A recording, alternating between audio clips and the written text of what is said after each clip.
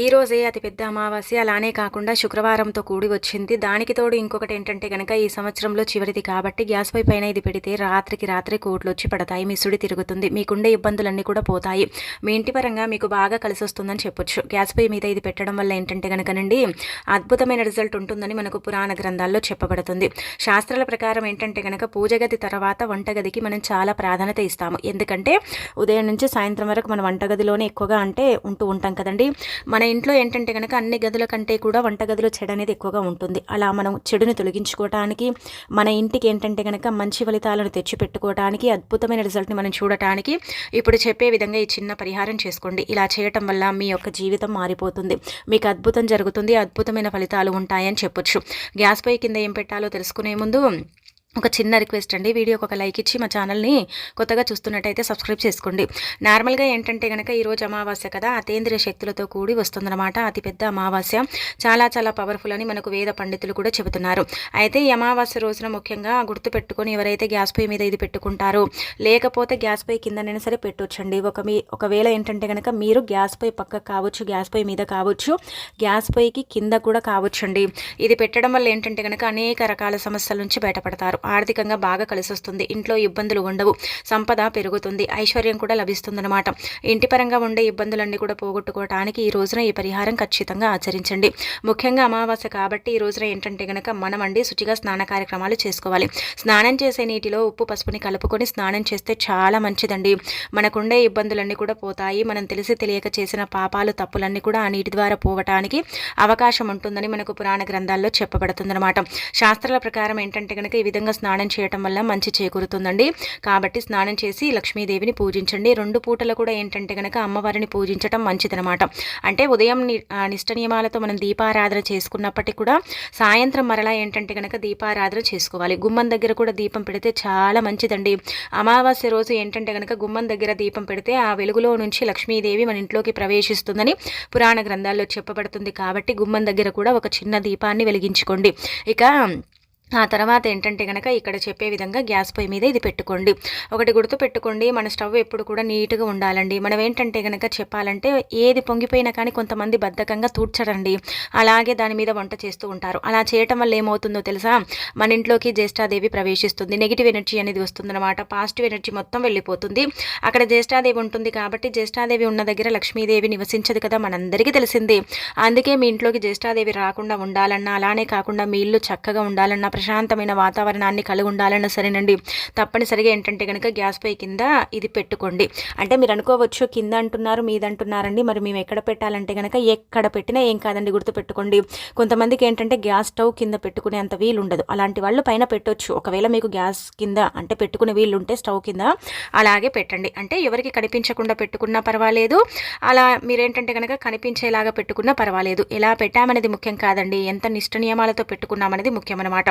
అందుకే ఒక చిన్న ప్లేటుని తీసుకోండి. ప్లేట్ తీసుకొని అందులో ఏంటంటే కనుక గుర్తుపెట్టుకోండి, ఇప్పుడు చెప్పే వస్తువులన్నీ కూడా ఏంటంటే కనుక ఆ పళ్ళెంలో వేసుకోండి. ఇలా పళ్ళెం తీసుకొని అందులో ఏంటంటే కనుక ముందుగా 1 స్పూన్ అంతా రాళ్ళ ఉప్పండి, 1 స్పూన్ అన్ని ఆవాలండి, 1 రూపాయి బిళ్ళ, 1/2 స్పూన్ కుంకుమ, 1/2 స్పూన్ పసుపు పోయాలన్నమాట. ఇవన్నీ కూడా ఏంటంటే కనుక అతీత శక్తివంతమైనవి, అతేంద్రియ శక్తులను కలిగి ఉండేటివి అనమాట. ఇవన్నీ కూడా ఏంటంటే కనుక చెడుని తీసేస్తాయి, మంచిని తెచ్చి పెడతాయి, ఇంటి పరంగా మనకు బాగా కలిసి వచ్చేలాగా చేస్తాయి. మన ఇంట్లో మనకి ఇబ్బందులు అనేవి లేకుండా చేయటానికి ఈ పరిహారాలు మనకు పనిచేస్తాయని శాస్త్రాల్లో వివరంగా చెప్పబడుతుంది. పురాణాల ప్రకారం ఏంటంటే కనుక మన పూర్వీకులు కావచ్చు, మన పెద్దవారు కావచ్చు ఈ పరిహారాన్ని ఎక్కువగా ఆచరించేవారు. ముఖ్యంగా తిథి వార నక్షత్రం ఉన్నప్పుడు ఈ విధంగా గనక ఆచరించుకుంటే మంచి రిజల్ట్ చూసే అవకాశం ఉంటుందండి. ఎందుకంటే చెప్పాలంటే గనక మన ఇంట్లో ఉండే చెడుని అంటే తొలగించుకోవటానికి, మన ఇల్లు మనకు అనుకూలించేలాగా చేసుకోవటానికి, ఇంటి వాతావరణాన్ని చక్కగా అంటే ఉండేలాగా చేసుకోవటానికి పరిహారం ఉపయోగపడుతుంది. కాబట్టి రాత్రి పనులన్నీ కూడా ముగించుకొని ఇక ఇంట్లో నుంచి మీరు అంటే వంటగదిలో నుంచి లైట్లు ఆఫ్ చేసి బయటకు వస్తారు కదా, అప్పుడు ఇదంతా కూడా ఒక ప్లేట్లో వేసేసి మీ వంటగదిలో పెట్టేసి మీరు ఏంటంటే కనుక ఇంకా ఇంట్లో అంటే వంట రూమ్లో నుంచి బయటకు వచ్చేయండి. వచ్చిన తర్వాత ఏంటంటే కనుక మళ్ళీ పదే వంటగదిలోకి వెళ్ళకూడదు. అలా వెళితే ఏంటంటే కనుక ఆ పరిహారం అంతగా పనిచేయదు. ఇంకా రాత్రి పెట్టి తెల్లారిన తర్వాత ఈ విధంగా ఏంటంటే కనుక తీసేసి అదంతా కూడా ఒక కవర్లో పోసేయండి. ఆ రూపాయి బిళ్ళని ఎవరికైనా దానం ఇచ్చేయండి.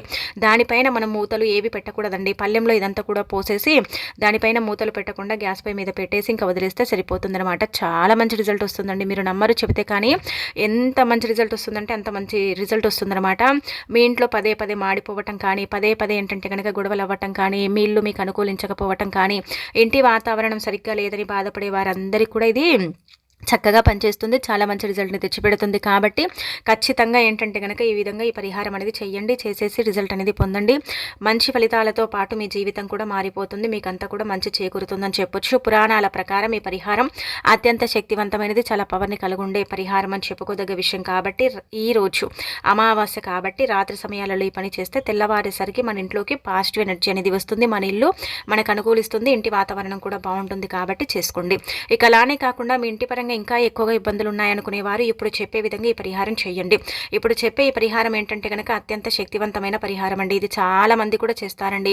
మరి మీరు కూడా చేసుకోవటం వల్ల మీ ఇంటి పరంగా ఉండే చెడు దిష్టి, కనుదిష్టి, అలానే చేతబడులు, మీరంటే గిట్టని వారు చేయించే చెడు ప్రయోగాలు ఇవన్నీ కూడా తొలగిపోతాయి అనమాట. అద్భుతమైన రిజల్ట్ని చూడటానికి ఇప్పుడు చెప్పే ఈ యొక్క పరిహారం ఉపయోగపడుతుంది. అంటే ఇంటి గుమ్మానికి ఇది కట్టండి. ఇలా కడితే మంచిదండి.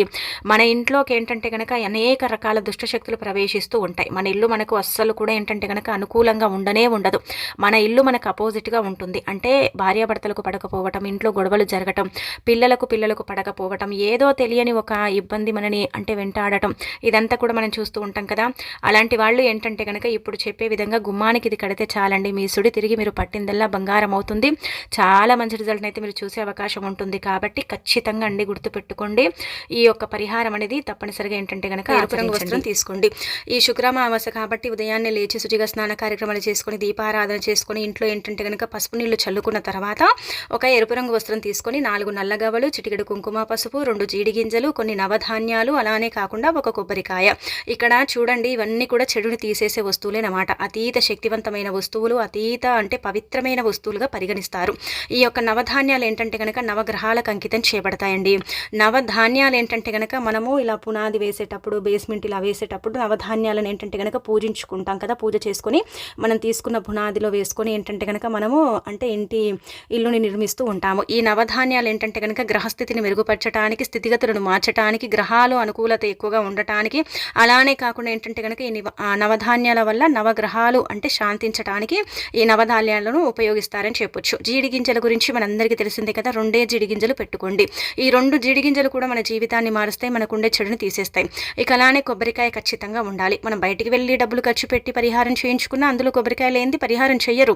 కొబ్బరికాయ ఏంటంటే కనుక దిష్టి కోసం, దోషం కోసం ఉపయోగిస్తారు కాబట్టి కొబ్బరికాయ ఖచ్చితంగా ఉండాలి. 2 జీడి గింజలు ఉండాలి, 1 స్పూన్ అన్ని నవధాన్యాలు ఉండాలి, చిటికెడు కుంకుమ పసుపు ఉండాలి, ఆ తర్వాత నల్లగవ్వలు.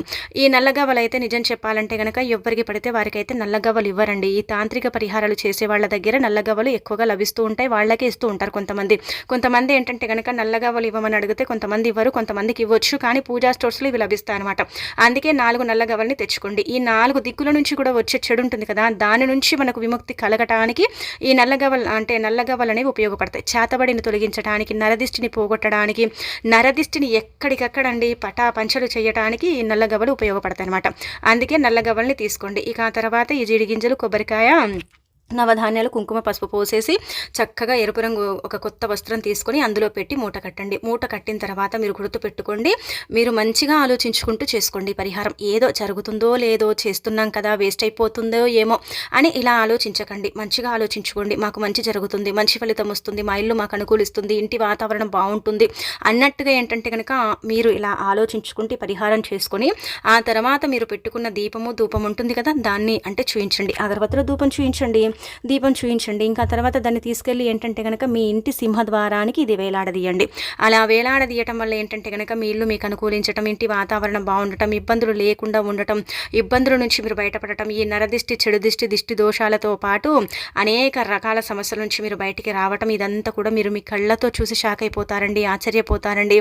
ఇంతలా ఫలితం వస్తుందా, ఇంతలా మీ ఫలితాన్ని పొందుతామా అన్నట్టుగా ఏంటంటే కనుక మీరు ఆశ్చర్యపోతారని చెప్పొచ్చు. చాలా చాలా పవర్ఫుల్ పరిహారం, చాలా శక్తివంతమైన పరిహారం. ఈ పరిహారం ద్వారా మీకు మంచి జరుగుతుంది, కానీ చెడైతే జరగదు. ఈ అమావాస్య రోజున ఈ పరిహారం చేసుకుంటే కొత్త సంవత్సరం అంటే ఇప్పుడు ఈ 2025 డిసెంబర్లో వచ్చే అమావాస్య చివరిది. ఇంకా ఈ తర్వాత నుంచి మనకు కొత్త సంవత్సరం ప్రారంభం అవుతుంది కదా.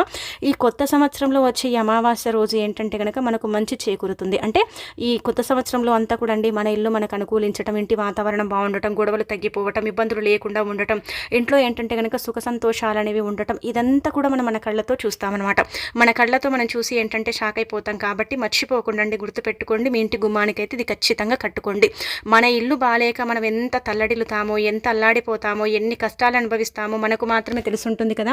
అలా మీరేంటంటే కనుక గుర్తుపెట్టుకొని గుమ్మానికి ఇది కడితే అంతా కూడా మంచి చేకూరటంతో పాటు అద్భుతమైన ఫలితాలు కూడా ఉంటాయి. మీ సుడి తిరుగుతుంది, మీరు పట్టిందల్లా బంగారం అవుతుందని చెప్పొచ్చు. చాలా చాలా శక్తివంతమైన పరిహారం. ఈ పరిహారాన్ని కొంత లక్షల్లో కూడా చేసుకుంటారండి.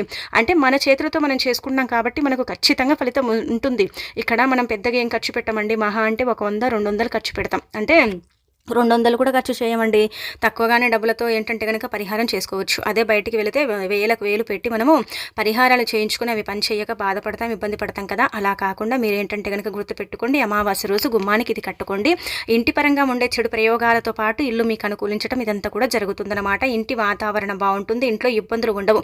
కొంతమందికి అమావాస్య వస్తే పడదు, కొంతమందికి ఏంటంటే కనుక తల్లి పిల్లలకు పడక ఇబ్బంది, అన్నదమ్ములకు పడక ఇబ్బంది, ఇంట్లో భార్యాభర్తలకు సరిగ్గా లేకుండా ఇబ్బంది, ఇలా మనం చెప్పుకుంటూ పోతే ఏదో ఒక కష్టం ఉంటూనే ఉంటుంది, ఉండదని కాదు, ఏదో ఒక ఇబ్బంది ఉంటూనే ఉంటుంది కదా. దాని నుంచి మరి మీరు బయటికి రావాలంటే కనుక ఈ పరిహారం అయితే ఖచ్చితంగా ఆచరించుకోండి. ఇక ఆ తర్వాత ఏంటంటే కనుక ఈ అమావాస్య కదండి, శుక్రవారం ఏంటంటే కనుక లక్ష్మీదేవికి అంకితం చేయబడే రోజు. మరి అదే రోజు అమావాస్య ఏర్పడితే ఇంకా దానికి పవర్ ఎక్కువగా ఉంటుంది కదా. అందుకే ఈ రోజు ఏంటంటే కనుక మీరు అంటే ఇలా ఇంటి గుమ్మానికి ఇది కట్టిన తర్వాత ముందుగానే ఏంటంటే కనుక ఆవునేతితో దీపం పెట్టుకోండి. అమ్మవారికి ఆవు నెయ్యి దీపం చేస్తే చాలా మంచిదండి. ఆవునేతితో దీపం పెడితే లక్ష్మీదేవి సంతోషించి ఐశ్వర్య వర్షాన్ని కురిపిస్తుందని పురాణ గ్రంథాల్లో చెప్పబడుతుంది. ఇక ఇలా ఏంటంటే కనుక ఎరుపు రంగు పుష్పాలతో పాటు అమ్మవారికి దీపధూప నైవేద్యాలతో పాటు మీరు ఇంటి గుమ్మానికి ఇది కట్టుకుంటే మీ ఇల్లు మీకు ఏంటంటే కనుక ఒక తెలియని పాజిటివ్ వైబ్స్ని ఇస్తుందన్నమాట. అన్ని విధాలుగా కూడా బాగా కలిసి వచ్చేలాగా చేస్తుందండి. ఇది కట్టిన తర్వాత ఏంటంటే కనుక మీకు ఎన్ని రోజులు ఉంచాలనిపిస్తే అన్ని రోజులు ఉంచండి. సంవత్సరం వరకు ఉంచొచ్చు, సంవత్సరానికి మించి ఎక్కువగా ఉంచకూడదు. 6 నెలలు కూడా ఉంచుకోవచ్చు. అంటే ఇది బాగున్నప్పుడు ఏంటంటే కనుక చెప్పాలంటే ఇంట్లో పాజిటివిటీ ఉంటుందండి. ఇది ఎప్పుడైతే దీని పవర్ దిగిపోతుందో అప్పుడు నెగిటివిటీ అనమాట. అలా ఏంటంటే కనుక ఎప్పుడైతే పవర్ దిగిపోయింది అనిపిస్తుందో దాన్ని తీసుకెళ్ళి ఏదైనా చెట్టు మొదట్లో పడేసుకోండి. బాగుందనుకుంటే మాత్రం ఖచ్చితంగా ఉంచుకోండి. మంచి రిజల్టే వస్తూ ఉంటుంది, మంచి ఫలితాలను అయితే పొందే అవకాశం అయితే ఉంటుందన్నమాట. చాలా చాలా శక్తివంతమైన పరిహారం కాబట్టి తప్పనిసరిగా ఆచరించుకోండి.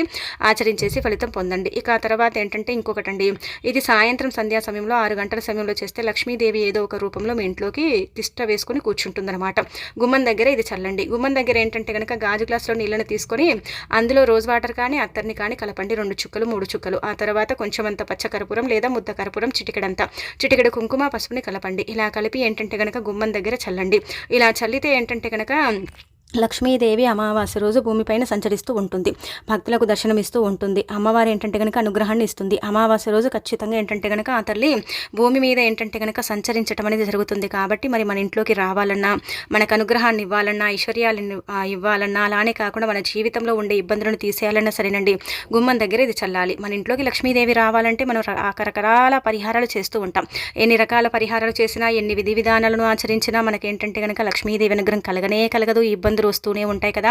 అలా రాకుండా ఉండాలంటే కనుక గుమ్మం దగ్గర ఇది చల్లండి. ఇలా చల్లితే లక్ష్మీదేవి ఏదో ఒక రూపంలో మీ ఇంట్లోకి రావటం అనేది జరుగుతుంది. అనుగ్రహాన్ని ఇస్తుంది, ఐశ్వర్యాన్ని ఇస్తుంది, కటాక్షాన్ని కూడా ఇస్తుంది. మీ జీవితంలో ఉండే నష్టాలను కష్టాలను తొలగించి మీకు ఇల్లు అనుకూలించేలాగా, ఇంటి వాతావరణం బాగుండేలాగా, మీ ఇంట్లో సంపదకు లోటు లేకుండా ఉండేలాగా చేయటానికి ఈ పరిహారం అనేది పనిచేస్తుంది. కాబట్టి ఖచ్చితంగా ఏంటంటే కనుక ఆచరించేసి ఫలితం అనేది పొందండి. ఇది కూడా చాలా చాలా శక్తివంతమైన పరిహారం. ఇది కూడా ఏంటంటే కనుక అత్యంత పవిత్రమైన పరిహారం. అత్తరు కానీ రోజ్ వాటర్ కానీ కలుపుకోవాలి నీళ్ళల్లో. ఇదంతా కూడా ఏంటంటే కనుక మీరు ఇంట్లో కూడా చిలకరించుకోవచ్చు, ఇంట్లో చల్లొచ్చు, గదుల్లో మూలల్లో కూడా చల్లుకోవచ్చు, చిలకరించుకోవచ్చు. ఇలా చేసినా కానీ మీకు ఏంటంటే కనుక దైవానుగ్రహం అయితే తప్పక కలుగుతుందండి. మంచి జరుగుతుంది కానీ చెడైతే జరగదు. ఇవన్నీ కూడా శాస్త్రాల్లో చెప్పబడ్డ పరిహారాలే, మన సొంతంగా చెప్పేటివి కావు కదా. అందుకే అమావాస్యను మర్చిపోకుండా ఏంటంటే కనుక గుర్తుపెట్టుకొని ఇలాంటి పనులు చేయండి, ఇలాంటి పరిహారాలను ఆచరించండి. అలానే కాకుండా లక్ష్మీదేవి అనుగ్రహానికి పాత్రలు కండి. చాలా శక్తివంతమైన పరిహారాలు. మనమంటే గిట్టని వారు మన ఇంటిపై ప్రయోగాలు చేస్తే ఆ ప్రయోగాలను తిప్పికొట్టడానికి కూడా ఇలాంటి పరిహారాలు పనిచేస్తాయి. ఇలాంటి పరిహారాలు ఏంటంటే కనుక మనకు పనికొస్తాయని చెప్పుకోదగ్గ విషయం. కాబట్టి అమావాస్య రోజున ఖచ్చితంగా అండి ఇలా చిన్న చిన్న నియమాలను పాటించండి. ఇక ఏంటంటే అమావాస్య రోజు నాన్ వెజ్ని తినకూడదండి, అస్సలు కూడా వండకూడదు. ఎందుకంటే శుక్రవారం ఉంది కాబట్టి లక్ష్మీదేవి ఆగ్రహానికి గురవుతాం. అందుకే మీరు అమావాస్య రోజు ఇంట్లో నాన్ వెజ్ని వండకండి, పొట్లకాయని వండకండి, వంకాయని వండకండి. ఇవి అవాయిడ్ చేయండి. వీటి వల్ల ఏంటంటే కనుక ఇబ్బందులు ఏర్పడతాయి అనమాట. వీటి తినకపోవడం బెటర్. మనం ఏంటంటే ఇంట్లో దీపం పెట్టాం కదా, బయటికి వెళ్ళి తిందామని బయట తింటారు. కానీ అలా కూడా తినకూడదు. కోరి కష్టాలు తెచ్చుకున్న వారు అవుతారు. 2026 సంవత్సరం మొత్తం కష్టాల బారిన పడిపోతారు. గుర్తుపెట్టుకోండి. ఆ తర్వాత ఏంటంటే కనుక మీరు ముఖ్యంగా నల్లటి వస్త్రాలను ఏంటంటే కనుక ధరించకండి. నలుపు ఎరుపు చెడుకు సంకేతం కాబట్టి శని జీవితంలో పెరిగిపోయి ఇబ్బందికి గురవుతారండి. అందుకే నల్లటి వస్త్రాలను అయితే ధరించకండి, గోర్లు కత్తిరించకండి. శుక్రవారం ఉంది కాబట్టి అమావాస్య కూడా ఏర్పడుతుంది కాబట్టి గోర్లు కత్తిరించకూడదు, జుట్టు కత్తిరించకూడదు. అలానే కాకుండా స్త్రీలు ఇంట్లో ఏడవకండి, కంటతడి పెట్టకండి.